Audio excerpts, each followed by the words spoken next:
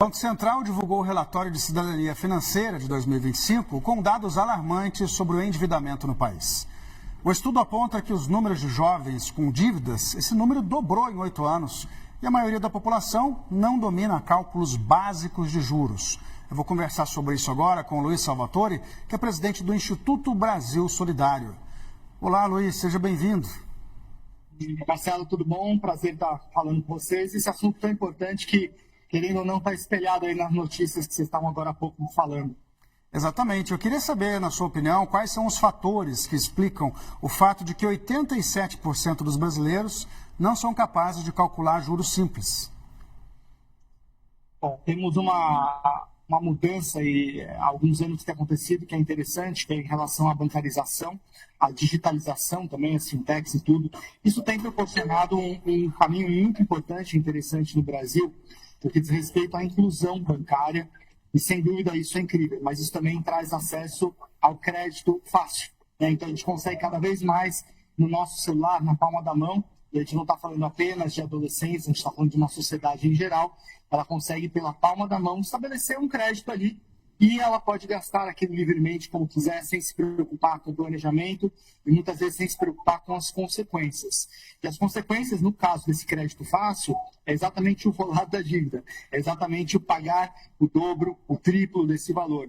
E é justamente aí que mora o problema. Você oferece uma condição que aparentemente é vantajosa dentro de uma realidade brasileira que tem um consumo imediato, né, que a população em geral tem. Quando ela tem dinheiro, ela gasta tudo, ela precisa, ela quer agora, é uma questão de uma demanda reprimida bastante complexa, e quando você tem essa facilidade de ter acesso a esse crédito, a consequência está aí.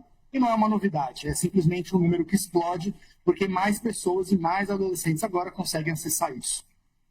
Agora, o número de jovens endividados, ele passou de 13,7 milhões para mais de 27 milhões nesse período que foi analisado pela pesquisa.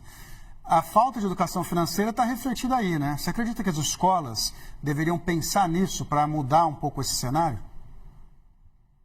Isso é algo que já deveria vir caminhando. Na verdade, vamos lembrar que a educação financeira não é a bola da vez. Ela já está acontecendo há quase uma década no Brasil, ela já vem sendo discutida.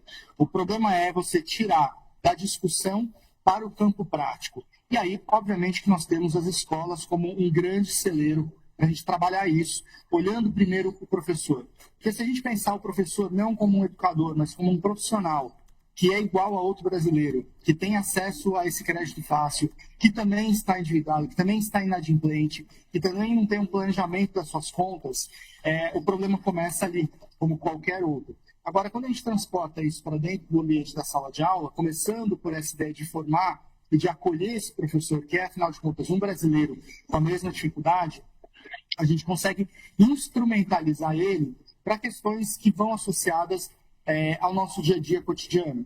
Então, falando um pouco sobre poupança, a questão do ato de poupar, mais do que a poupança em si, mas como o meu comportamento pode ser poupador, como a importância de ser um poupador quando eu tenho uma entrada de recursos, como eu faço uma pequena reserva para depois imaginar como eu posso gastá-la e ainda considerar dentro de uma ideia de planificar isso. O que é um gasto essencial? O que é um gasto de emergência? O que é um supérfluo? O que é uma conquista? Tudo aquilo que no dia a dia a gente tem previsto, porém, que a gente não executa.